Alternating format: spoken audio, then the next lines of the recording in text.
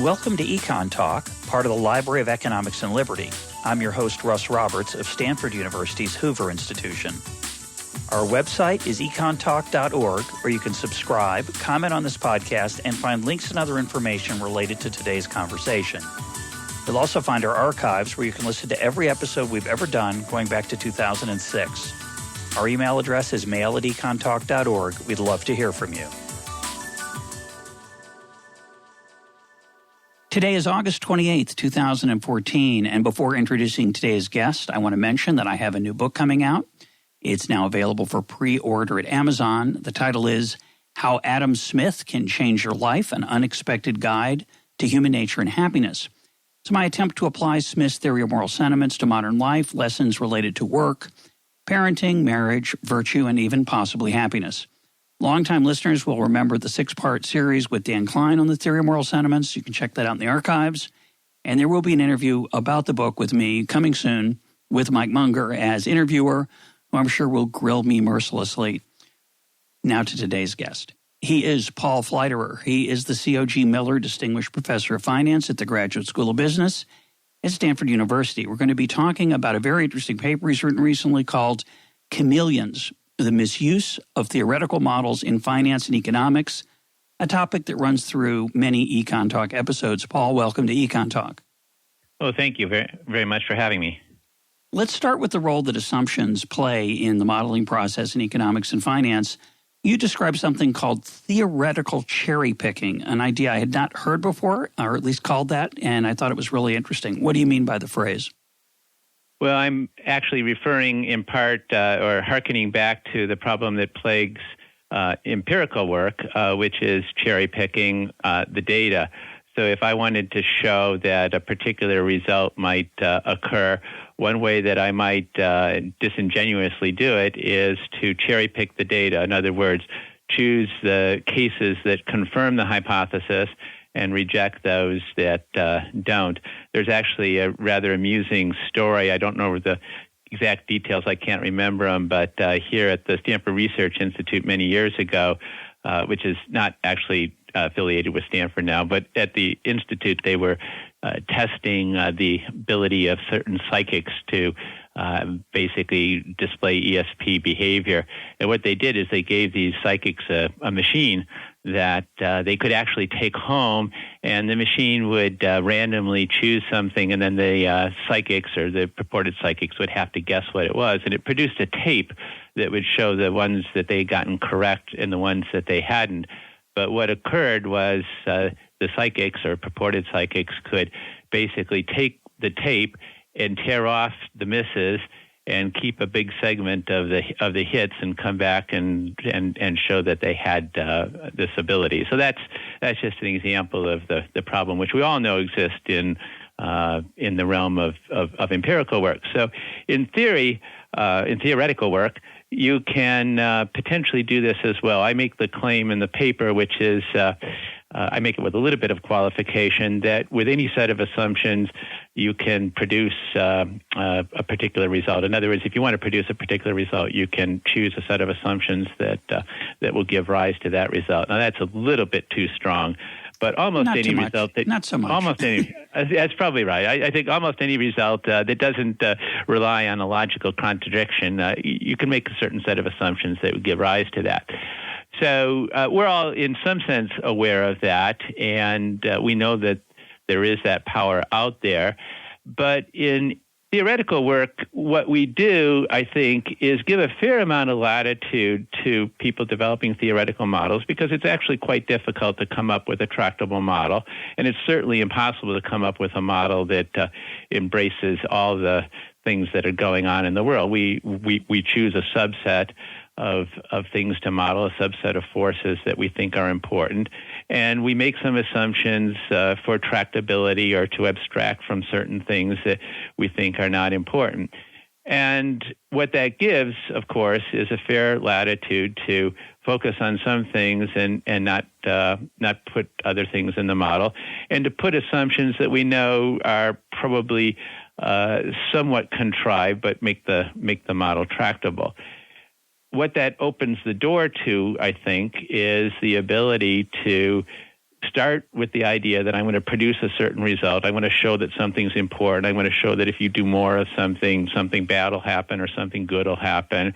Or I want to show that something that I see out there is an optimal solution to a problem. And I reverse engineer. I go back and see what set of assumptions I can contrive to give that result. And if I then take this model and say that it is actually telling me something about the real world, I'm engaged in a bit of theoretical cherry picking in the same way that if a psychic comes with a set of successes on a tape and says, look at my ability, I have to be careful to ask whether that really is representative of the psychic's ability or whether it was cherry picked. So I introduced the notion in the paper of what I call bookshelf models, which is not meant to be pejorative at all, but simply an exploration of what happens when we make a certain set of assumptions, what conclusions we get. It's basically a logical exercise. And there are certainly a lot of examples in economics where we have models. I could mention one, the Lemons model, for instance, by Akerlof, which is a model that makes a simple set of assumptions about asymmetric information between a buyer and a seller, and has some very profound insights into how the world might work. So these models are obviously very important for understanding the phenomenon that we generally look at in economics. However, what we have to be careful about is taking those models off of what I'm going to call the bookshelf and applying them immediately to the real world without passing them through a filter to determine whether the assumptions that we've made are really ones that we have reason to believe are operative. Because we know that with theoretical cherry picking, someone can come up with a set of assumptions that produces a result that may logically follow from those assumptions, but if the assumptions really don't have much traction in the real world, that result really doesn't have much to say about what we're actually looking at. So let's take that Lemons model for a sec, and then we'll come back to the more general issue. In the Lemons model, the seller knows more about the car than the buyer does, which is at least a good place to start. I think that is somewhat realistic. And the reason I want to go into it is I think a lot of people on my side of the ideological fence, which is the fence that tends to be respectful of what markets can achieve, they somewhat, I think, mischaracterized the Akerlof paper by saying the implication that Akerlof draws from on that bookshelf model of asymmetric information, the fact that the seller knows more than the buyer, is that the used car market can't exist because the seller knows too much, the buyer can't trust the seller, can't find out the information. And, of course, there is a used car market. So, obviously, this asymmetric information problem has been overcome in some dimension.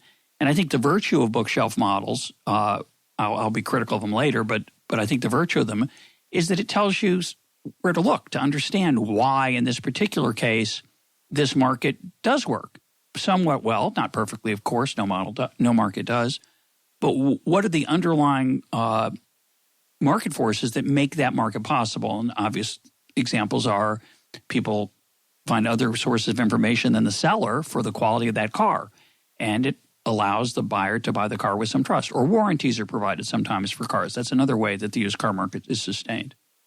So I think that's the best case story you can make for a bookshelf model. Am I being fair there? I think you are. So first of all, obviously, used car markets do exist, but perhaps there are a lot of used car markets that don't exist that we don't see because the Akerlof phenomenon tends to be too severe in those markets. So, but you're absolutely right. And I should point out that in the Akerlof model, it's not a case that these markets won't necessarily exist. If the asymmetric problem is too large, and the gains to otherwise trading and selling your car are too small, then the market will break down. But if there's asymmetric information, but at the same time there are legitimate reasons for selling your car, for instance, for moving, then those markets can exist. So the Akerlof model is a great example of a bookshelf model, I'll call it that gets us to think about what's important and what the trade-off is going to be in terms of whether a market can exist or not. And explaining spreads, the Akerlof model certainly applies to trading in a financial market where there's asymmetric information between the buyer and the seller, and that explains in part the spreads that we see in transactions. So it opens up a host of insights, and Akerlof certainly deserved the Nobel Prize for that modeling, because it did give rise to a lot of intuitions about how the world would work and how warranties might play a role and things of that sort. So, I brought up the Akerlof model as an example of a bookshelf model just to show that I wasn't using that in a pejorative sense. Right. I think it's actually extremely important that we reason about economic phenomena by asking what, under a certain set of assumptions, will occur and what won't occur, because markets are somewhat complex, economic phenomena are somewhat complex, and the whole reason for modeling is to make sure that we're not just thinking about things on the surface, and that we actually model things, look at the logical implications of something, and actually detect in many cases some second-order effects that might actually be very important, or some unintended consequences, and all those types of things. So economic modeling is hugely important for our understanding anything in the world, and I don't mean to disparage modeling as an exercise. My criticism is when we somewhat blindly take those models off the shelf and immediately, or without too much reflection, apply them to policy. In fact, my real criticism is that there's sort of an ontological standing that some of these models have in the following sense. Someone has a model that they've written down and let's say published in maybe even a top-tier journal that shows that something can happen in a certain situation. And it's a bookshelf model because it makes a certain set of assumptions and then shows what follows from those assumptions. But it requires an ontological status that it doesn't deserve when other people in a policy debate, for example, simply say that, oh, we have to be concerned about this because X has in a model shown that this happens. Well, we may have to be concerned about that, but before we get concerned about that, or before we conclude that this is a legitimate phenomenon, we better look at that model and see if it applies to the world that we're actually interested in. Yep. In other words, are the assumptions reasonable, and so on and so forth. So what I call a chameleon model is a model that is sort of straddling two worlds. On the one hand, it's a bookshelf model. It's simply a logical exercise of seeing what follows from a given set of assumptions. But because it exists in that logical realm, then some other people, maybe the author of the model, but maybe some other people, somehow think that because this is proven, it applies the conclusions of the model to the so-called real world. And that's a big jump, because before we know that it applies to the real world, we better look at what the model is assuming and make sure that it's captured the important things that we know are going on. But what happens sometimes is when you end up challenging that model and criticizing it because of its assumptions, someone will then just basically defend the model by saying, well, it's like any model, we make assumptions, and sort of put it back on the bookshelf. In other words, say that that's unfair criticism. It's just a logical exercise that we're going through. So the model is a chameleon, is made into a chameleon because it straddles those two worlds. One, just a logical exercise that helps to give us some intuitions potentially, and another where we think that it actually applies to the real world without really passing it through the filter that we should pass any model through, asking, are the assumptions really ones that we believe are important in explaining or potentially explaining some phenomenon. So we'll come back to that question about assumptions because we're going to talk about Milton Friedman's paper in a little bit. But I want to rephrase or reframe what you're talking about. I think the fundamental question here, and I think it should be the fundamental question of all economics, and I think it often is not, which is I take to be your point. The fundamental question is, have we learned something about the real world from this application of the model? And I think too often, first of all, it's ironic because weird. It's not just that empirical work supports the model, so therefore people claim, so that shows that these assumptions are true. It's also sometimes just a simulation within the model using somewhat realistic measures or sizes for elasticities of substitution, say, or other pieces of the model. And I find that really unbelievable that we've come to the point in economics where a simulation of a theoretical model somehow tells us something about, say, immigration or capital, taxation of capital or similar areas. So to me, I think there is a natural tendency, which I think you're pointing out is wrong. It's a natural tendency to say, well, the model predicted well. If it captured something about reality, that means that my assumptions must be capturing something about reality. And I take your big point to be that doesn't follow at all. That is exactly my point. And just to basically reiterate what you said, because you said it so well, the problem is that I can observe something happening in the real world. Let's call it B. B is a set of phenomenon or something about asset pricing, something about contracts that we see out there, the effects of taxes, whatever it might be. I see something in the real world called B. It's something that I want to explain. And then I go back and I come up with a set of assumptions, call it A1 through A10. Usually several assumptions have to be made. And I ask if I make those assumptions and then calibrate it, because I think what you're referring to this is sort of exercise of calibration. If I calibrate the assumptions, how big is risk aversion? How big is this? How big is that? And I do some simulations. Do I come up with B? Well, yes, if I have enough degrees of freedom in choosing those assumptions, this is the cherry picking, and I have enough degrees of freedom in the calibration exercise, I shouldn't be all that surprised if I'm able to come up with B.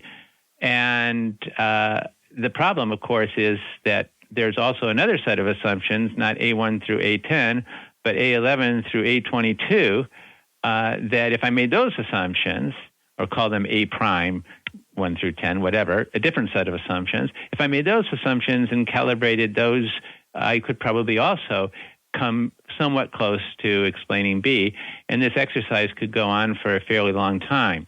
So you're exactly right. The fact that I can come up with a set of assumptions and calibrate those in a way that gets me to approximate what I see out there doesn't tell me that those assumptions are correct. It doesn't give me the right to take those assumptions into some other phenomenon and say, oh, this is how the world works. Now let's see what's going to apply there. I say it's worse than that. So let me take an example, and I'm going to push you.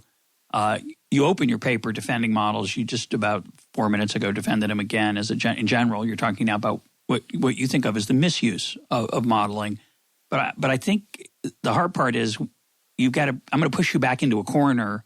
Question is, are you going to be left anywhere out in the room, or you can just be back in the corner? So one of the obviously key issues facing economists today and policymakers is the labor market. It's not doing very well. It's not rebounded after this last recession the way I think a lot of people expected it to, would have predicted it to. And so people naturally look for explanations. There are numerous explanations based on various ways of looking at the world. And some of those are formal models, the kind we're talking about. Some are informal, really. People try to jazz them up and make them formal with some math. But basically, one set of views says there's a lot of uncertainty and people are having trouble making decisions. A second view says, well, we've distorted the labor market through a set of policies that we might like. But one of the implications of that is that because of the high marginal tax rates that we've imposed on workers and on firms to hire them, we've made it harder for the labor market to expand than normally it would. A third argument says, well, the real problem is lack of aggregate demand. We should have spent more as a government, should have borrowed more, we shouldn't have worried about this or that, et cetera. And each side is totally capable of providing evidence which seems to confirm the underlying assumptions of the model. And I would argue, even though I'm very sympathetic to one set of some of those views and very unsympathetic to others, what's the basis for my sympathy or unsympathy?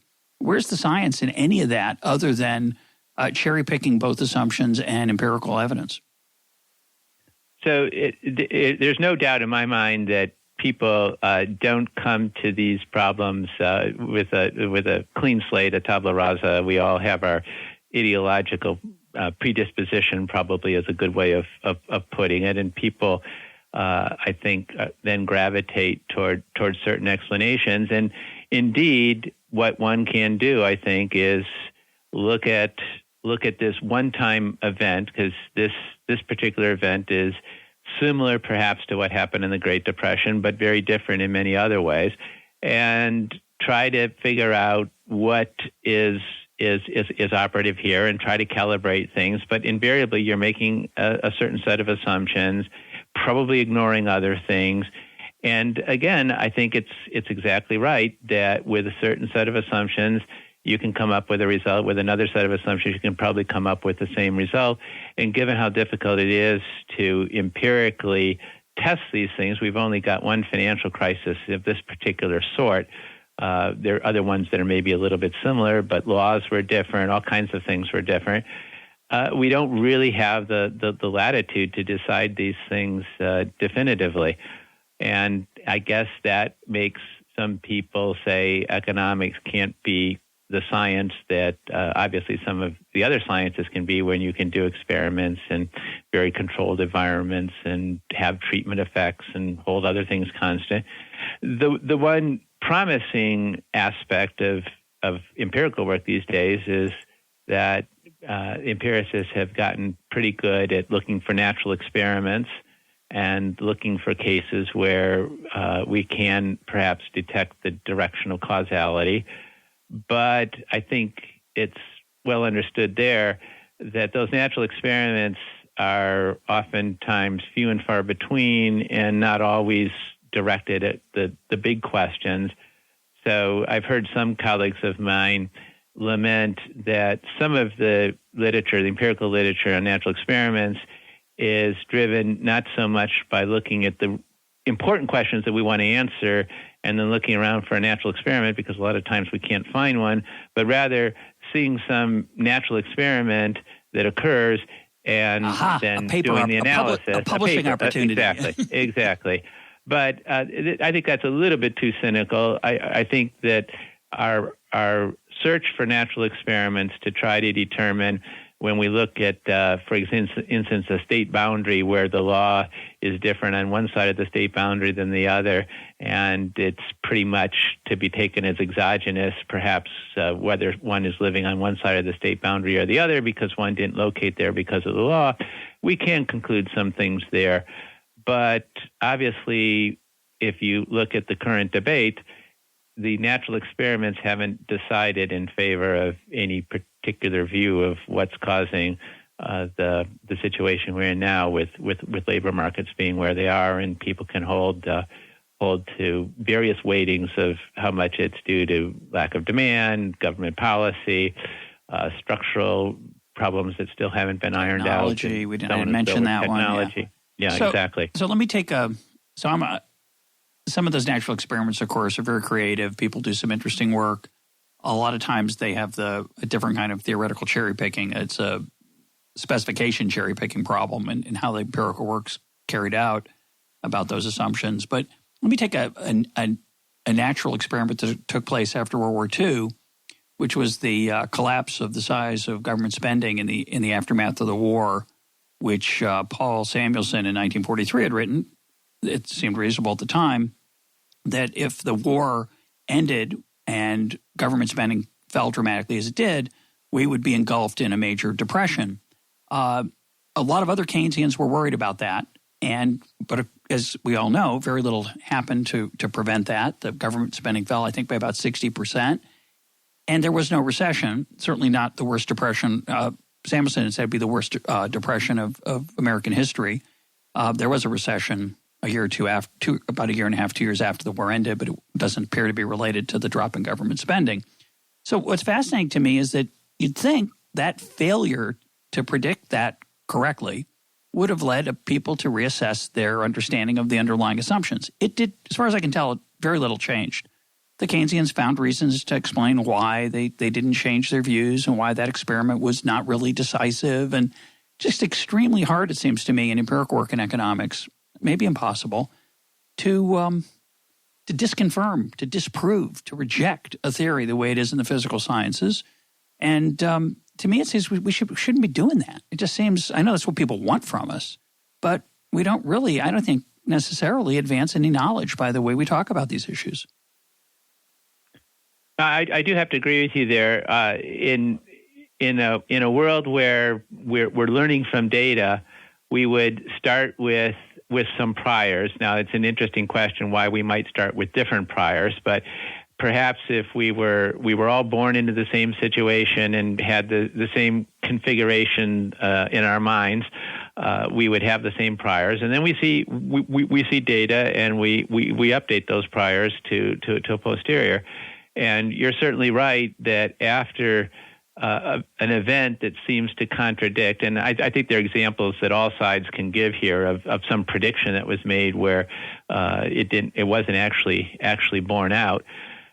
We should presumably revise our priors and put more weight on one explanation or another, or at the very least become somewhat less sure that our explanation, which has just been contradicted, is the true one.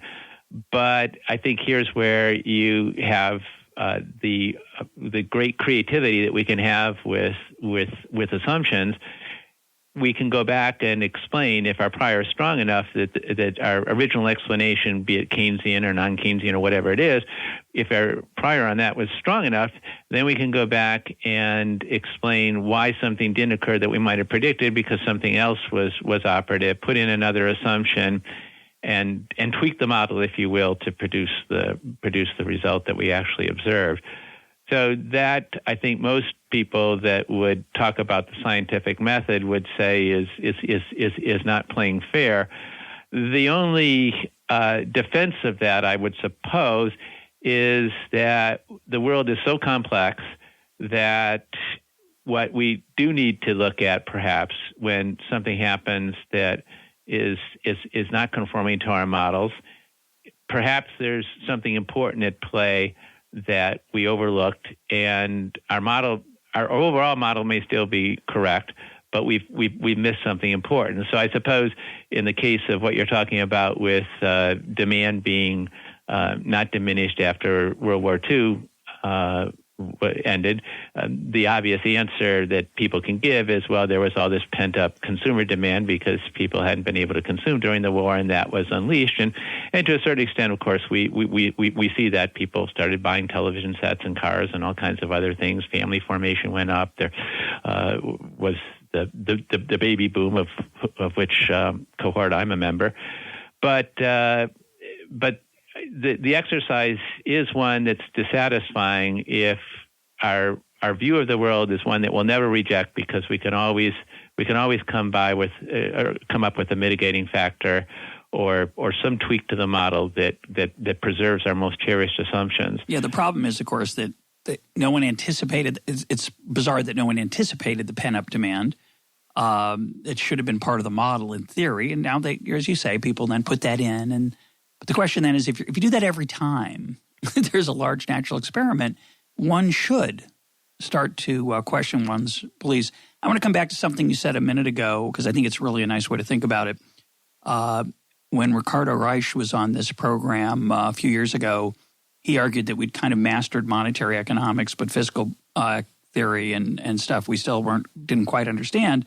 And I said, well, again, I guess 80 years isn't enough. We just need a little more data. And he was actually, I think, believes that. I mean, I think most economists do. But as you pointed out, if every case is different, well, this financial thing, it's true. This is like the Great Depression because it had a financial meltdown, but it's not exactly like it because we have shadow banking and they didn't. If every case is unique, you're just an historian. You can't be an economist.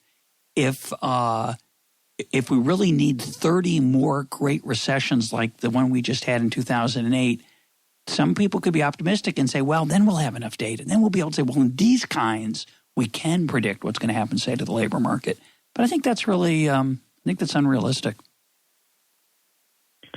Well, in the end, I'll make the trite observation. We do have to make assumptions. Janet Yellen has to have an opinion about how to do things, and all the people working in the Fed do as well, and those voting in the Congress do.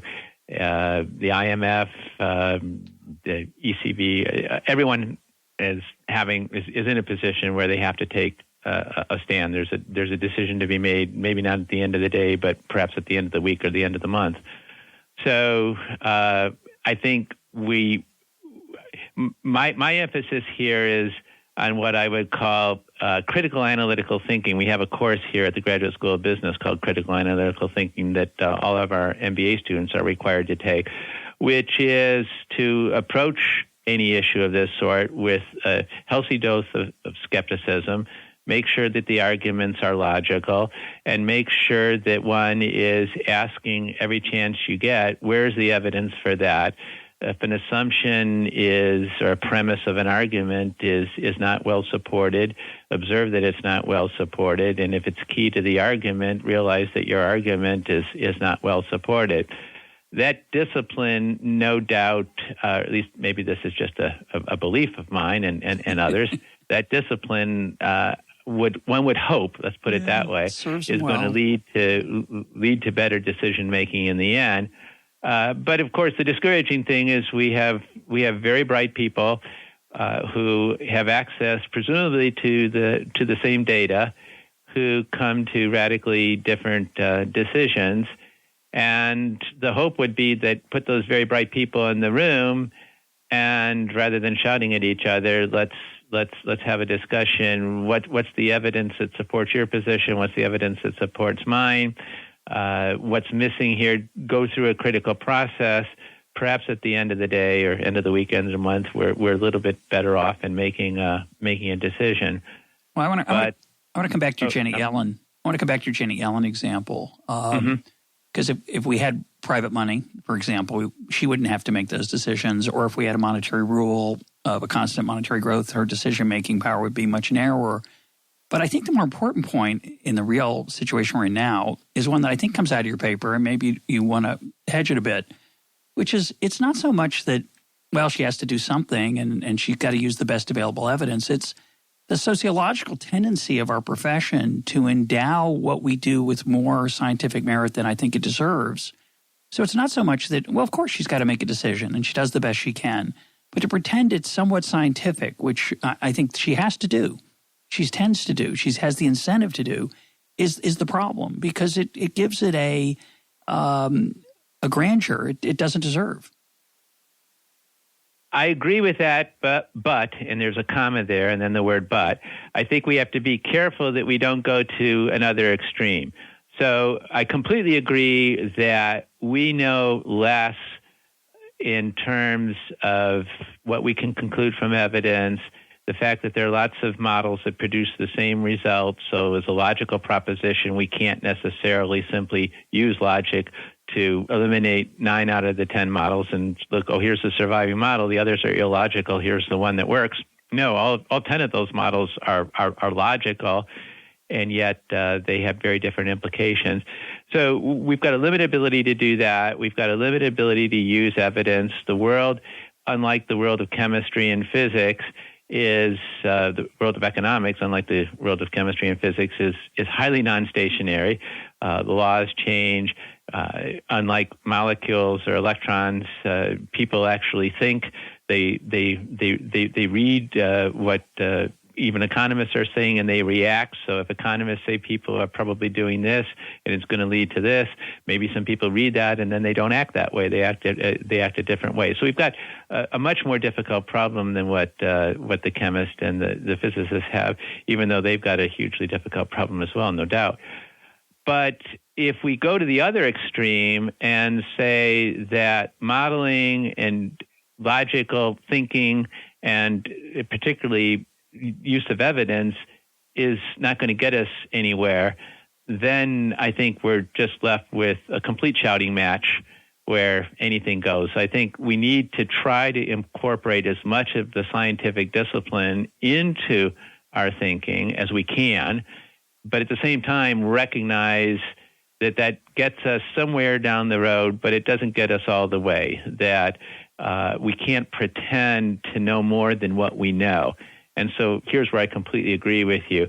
When someone has a model with a bunch of variables, and they've got some nice tables, and they've got some nice graphs, maybe 20 graphs at the end showing what happens when there's a shock and exactly how things are going to play out. Don't forget the Greek letters. One has to look at that.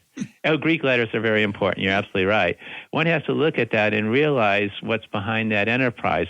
A bunch of assumptions have been made that produce a tractable model. Things have been tweaked. And yes, buried in that may be some insights but it's also possible that it's totally vacuous, and we need to look very carefully at that exercise to see what we actually learn.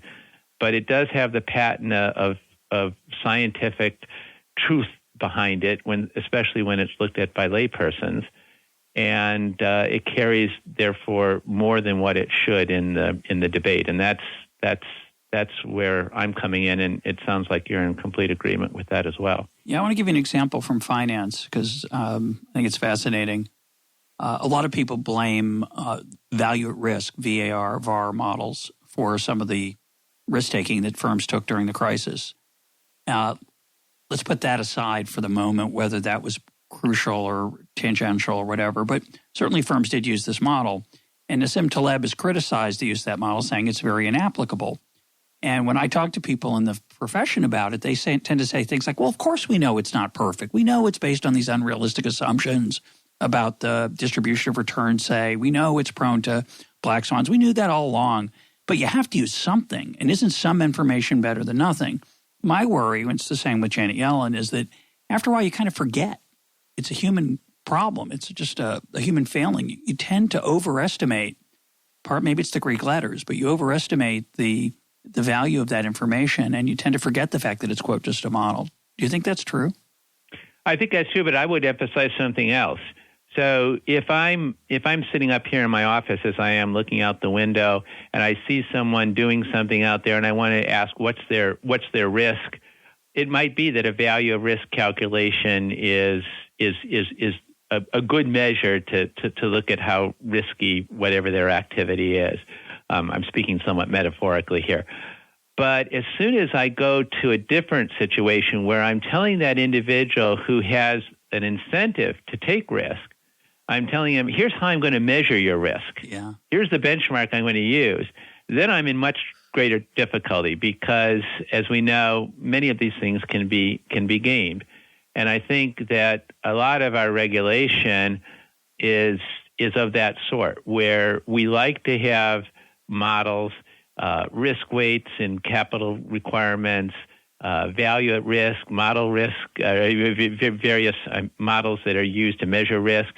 And if we're simply standing outside and asking, let's just measure these from sort of the control tower just to see where we are, that could be problematic.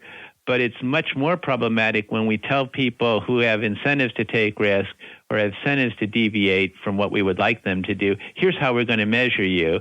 And especially we get people who are very, very smart, as have been attracted to certain industries, especially finance, who are very good at gaming those. So I agree with the first proposition that relying on simple measures like value at risk or risk weights and capital requirements is problematic, but it's especially problematic when there's an incentive on the other side to game the system. Yeah, it's a great point. And I always like to say, the regulatory regime said TripleA is safe, and then you look around and you say, well, there's not much TripleA. Well, so we'll have to invent some. So they did. It was very creative, very smart people. There's a good example. So AAA, when one is rating corporate bonds, one is basically just looking at a situation, and the rating agencies were doing that. And a corporation has some ability to change the risk of those corporate bonds, but that's not really on their radar screen. If it's Hewlett-Packard, they're making printers. They're not looking at sort of adjusting their risk, their corporate risk, to affect the rating on a particular bond. That's really third order in what they're doing. But when we talk about securitized products, as we had in 2006, 2007, what we saw was that there was an incentive to get a AAA rating or a particular rating, and there was this ability to fine-tune it in cahoots, I think, in some cases, with maybe that's a little bit strong way to put it, but the incentives aligned. The incentives were aligned. That's right, and you have control over the risk and what gets rated AAA. So, of course, what we had is everyone just getting right over the margin. And so instead of things being at the average level, we had things at the margin. and a lot of tweaking that created more risk than what you would have had with corporate bonds that were rated AAA. Of course, not too many of those left. Let's talk about Milton Friedman's classic article that's related to these questions, The Methodology of Positive Economics, a paper I read in graduate school, which I thought was brilliant and wonderful, and now not so sure. You're very critical of it. Friedman basically argued assumptions don't have to be realistic at all. All that matters is predictions. And it's not necessary that assumptions be realistic as long as people act as if they were. Talk about the as if and why it gets misapplied in, say, finance models. So first of all, just a little bit of an overview.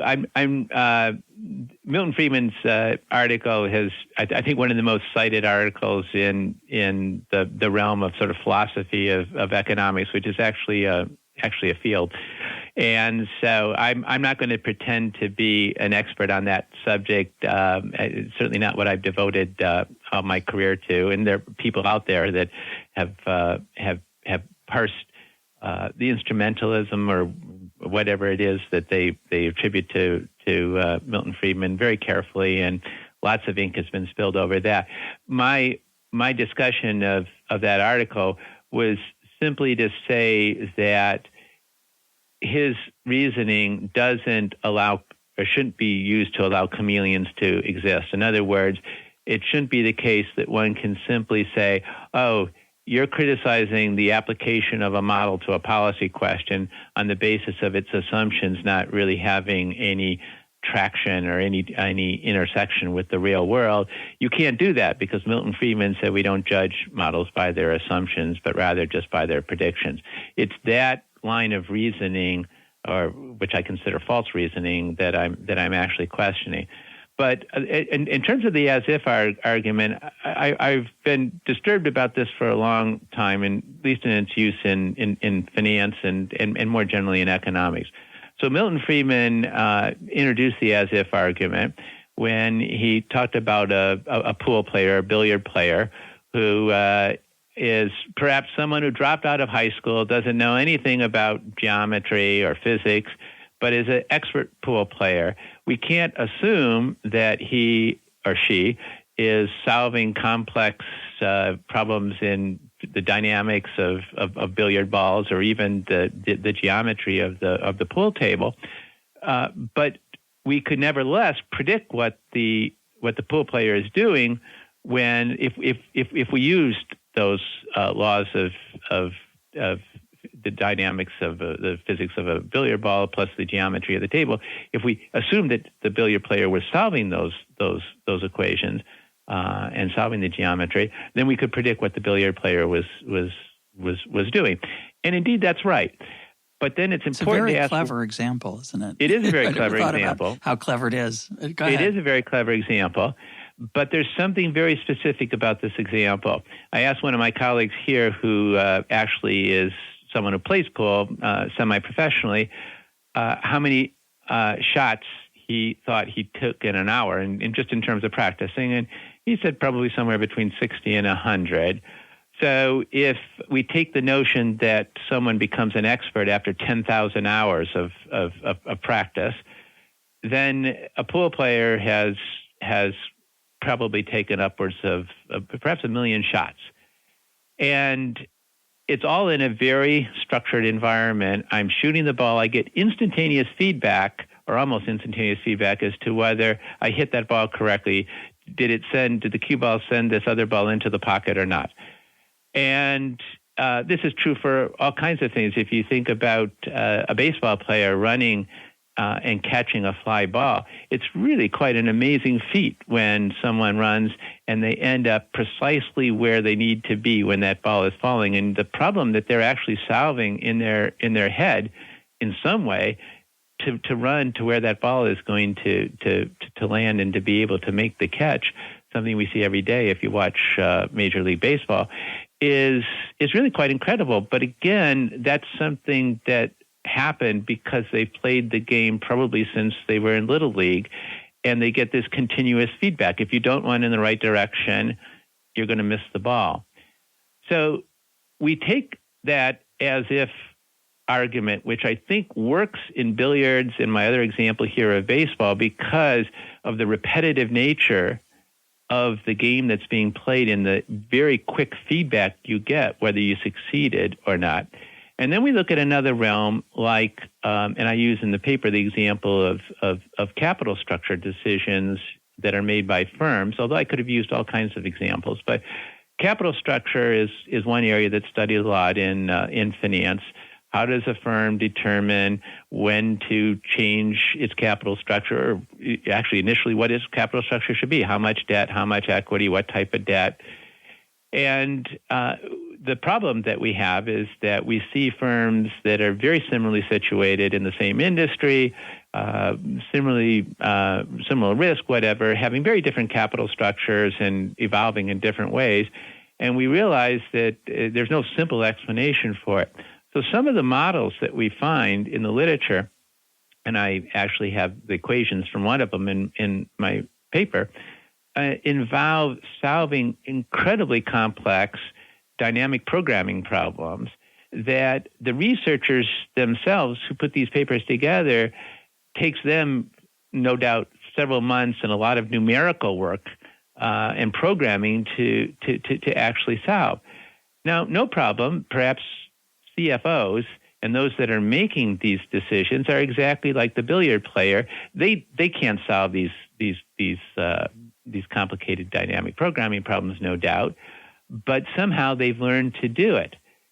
But wait a minute, how often does a CFO make a capital structure decision, whether to issue some more debt and buy back some equity or whatever the decision might be?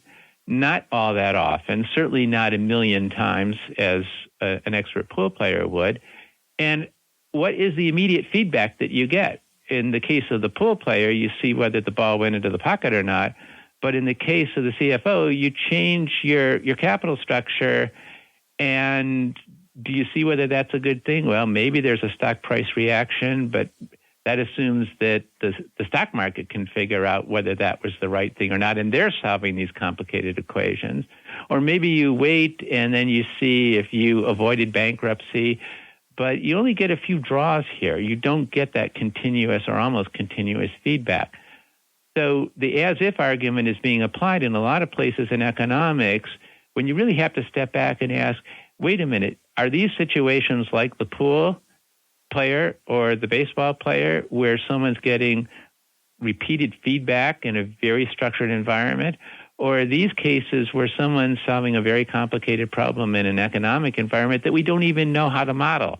And the problem, of course, is that when people try to model such things as capital structure decisions, if you put 10 so-called experts into a room, and I'm talking about academics, they come up with 10 different models. Whereas with the billiard player or the baseball player, if you put 10 experts, these would be physicists who know geometry and the fact that a baseball is going to follow a parabola.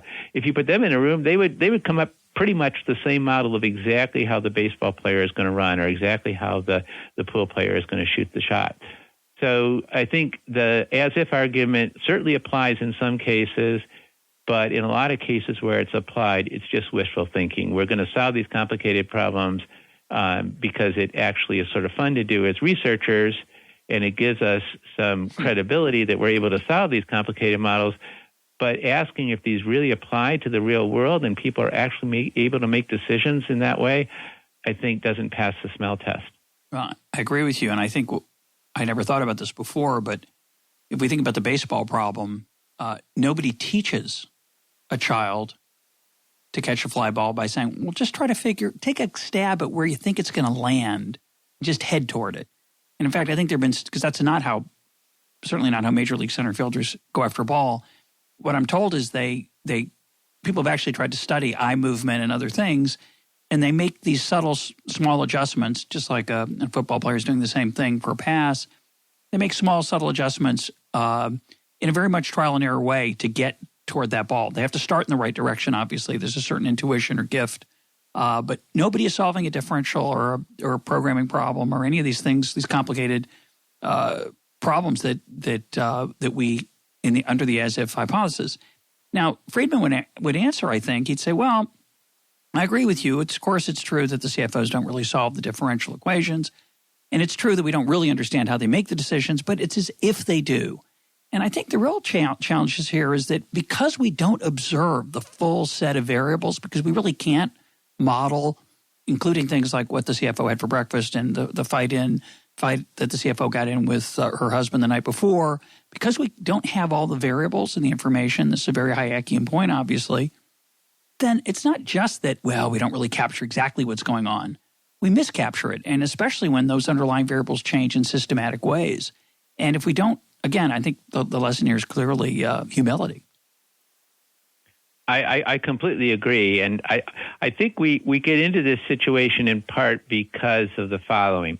If I want to model some economic phenomenon, what I have to do is, first of all, describe the world in which the economic agents are acting in. And I'm sure that's the best constructed sentence, but think about what the economic agents are doing, what they're attempting to do, and what the various forces are that they're doing. And in other words, describe the pool table, describe the baseball field. But of course, it's much more complicated. But what we'd like to do is once we've done that, we'd like to think that we're done. And we would be done if we could assume that the agents who were operating in that environment were optimizing, solving the problem in the same way that a physicist would solve it. Because once we've made those assumptions, everything else is just math. Everything else is just working out the implications of it. But if we step back and say, well, there's this very complicated environment that we have to describe, but then we know that economic agents can't solve those incredibly difficult problems. They're doing things heuristically. They're doing things by trial and error. But the problem is they don't get all that many trials. They don't get the same number of trials that a little boy does or a little girl playing baseball or a pool player gets. So they're using heuristics and rules of thumb and whatever to solve these problems. And the state of the art, such as it is changing. People are trying all kinds of different things. That's a much more difficult world to describe because not only do I have to describe the environment, I have to describe how agents are trying to muddle their way through it. And there are a huge number of ways to do that. So it opens up much more in terms of the degrees of freedom in modeling because I have to describe sort of the satisficing or the heuristics that agents are using. And a lot of us, myself included, wouldn't like to have the responsibility to do that. It's much easier to say, well, here's the environment. Now I'll just assume that agents have rational expectations, infinite processing power, and can optimize. And in some situations, that may not be a very bad assumption, but in a lot of situations, I think it's highly suspect. And we're, as I said at one point in the paper, because of course you would expect in a paper like this that I would say it, we're looking for the keys under the lamppost. Even though we lost them somewhere else. I'm sure probably most of your listeners know the reference. Yes, no doubt. I'm sure. You look for the keys where the light is, even though you haven't lost them. You lost them in the darkness. So let me make a list of humble people. There's you. There's me. Lars Hansen was pretty humble, I'd say, about the limitations of models, the power of models when he was on EconTalk a little while back. Your colleague and co-author, Anad Admati, who sent me your paper, I'd say is sympathetic to that. It's four of us. But the problem is, and you allude to this, is that the incentives are all toward overconfidence.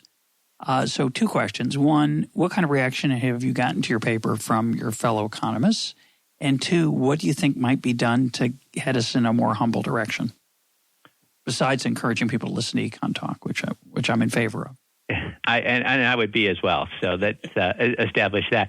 So let me first of all talk to the reaction to the paper. I was quite frankly surprised because I assumed that once it got distributed and people were looking at it, I expected a fair amount of pushback that I had created straw man arguments, that I had gone overboard in one direction or another, that I'd mischaracterized it, that I'd exaggerated.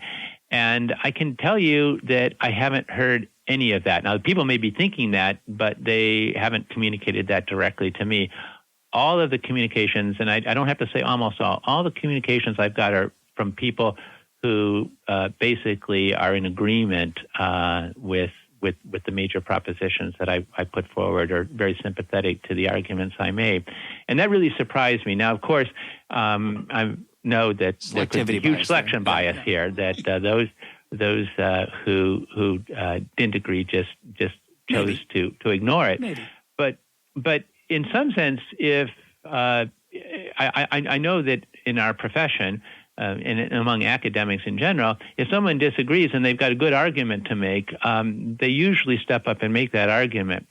So I'm not concluding that there aren't good arguments out there against what I'm saying, but I haven't heard them. And the fact that I haven't heard them gives me a little bit of confidence that I'm probably pretty well justified in making the points that I'm making. But perhaps listeners will listen to this and I'll get a deluge of people telling me why I'm wrong. But the paper's been out there for quite a few months now, and I haven't heard anyone make a.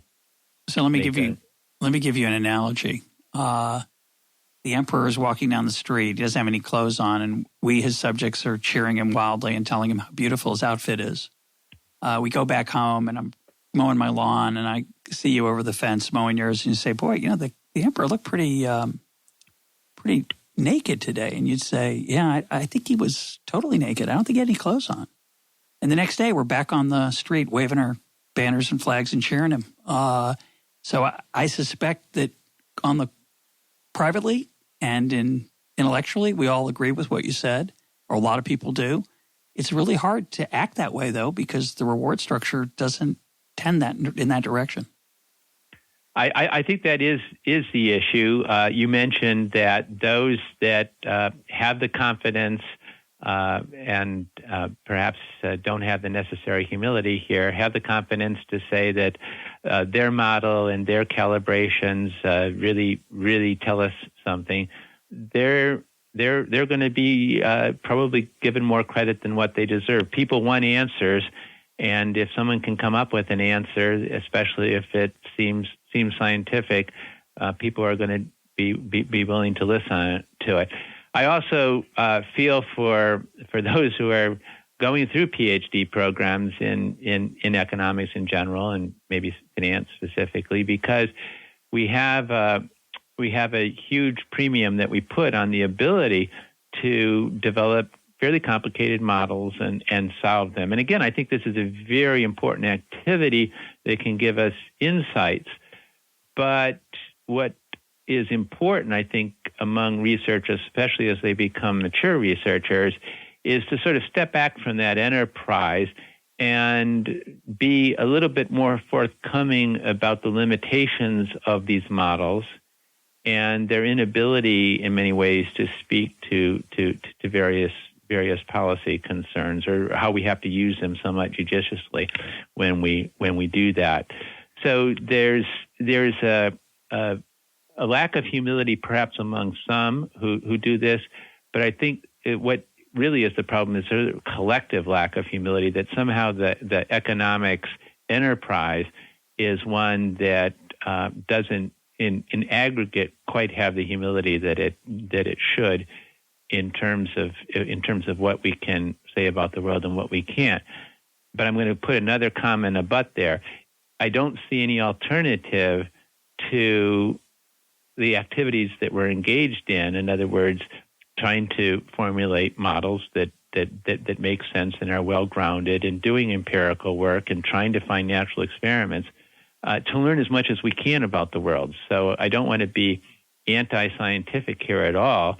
I want to be as scientific as we in the profession can be, but obviously realize the limitations. And that, of course, is scientific, to realize the limitations of what you can know, and to put the right air bounds on whatever you have. And I think in many cases, both theory and empirics, we don't quite have the right air bounds on what we're saying. My guest today has been Paul Pfleiderer. Paul, thanks for being part of EconTalk. Well, thank you for inviting me. This has been an interesting discussion. I actually learned a lot from some of the things that you brought up here, and I would love to engage with anyone who wants to engage. Looking forward to that. Thanks so much.